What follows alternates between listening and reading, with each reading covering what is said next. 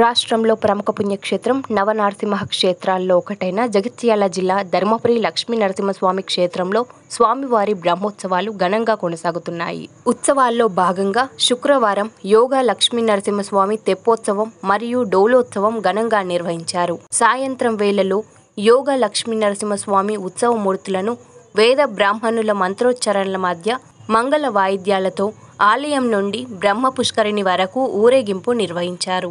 అనంతరం బ్రహ్మ పుష్కరిణిలో హంసవాహనంపై స్వామివారిని ఆశీనులను చేసి తెప్పోత్సవం నిర్వహించారు. బ్రహ్మ పుష్కరిణిలో గల మండపంలోని పల్లకిలోకి స్వామివారిని తీసుకువెళ్లి అర్చకులు ప్రత్యేక పూజలు నిర్వహించారు. భారీ సంఖ్యలో భక్తులు స్వామివారిని దర్శించుకొని పూజలు నిర్వహించారు. ఈ వేడుకల్లో ప్రభుత్వ విప్ అడ్లూరి లక్ష్మణ్ కుమార్ పాల్గొని స్వామివారిని దర్శించుకొని ప్రత్యేక పూజలు నిర్వహించారు. అనంతరం ఆయన మీడియాతో మాట్లాడుతూ లక్ష్మీ నరసింహుడి కరుణా కటాక్షాలతో ప్రజలంతా సుఖ సంతోషాలతో ఉండాలని స్వామివారిని వేడుకున్నట్లు తెలిపారు. రాబోయే రోజుల్లో ధర్మపురి పుణ్యక్షేత్రాన్ని అభివృద్ధి చేస్తామని అన్నారు.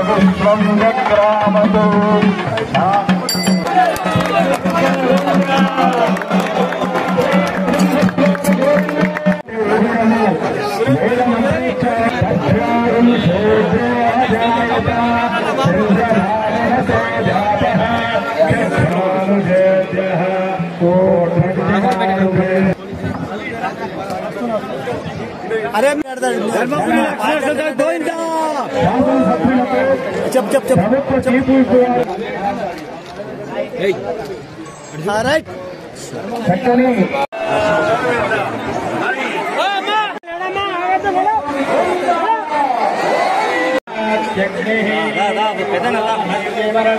శ్రీ లక్ష్మీనరసింహస్వామి బ్రహ్మోత్సవంలో భాగంగా యోగ లక్ష్మీనరసింహస్వామి యొక్క డోలోత్సవం రంగుల వైభవంగా వేద పండితుల యొక్క నియమ నిబంధనలతో పెద్ద ఎత్తున ఆ పుష్కరంలో ప్రదక్షిణ చేయడం జరిగింది.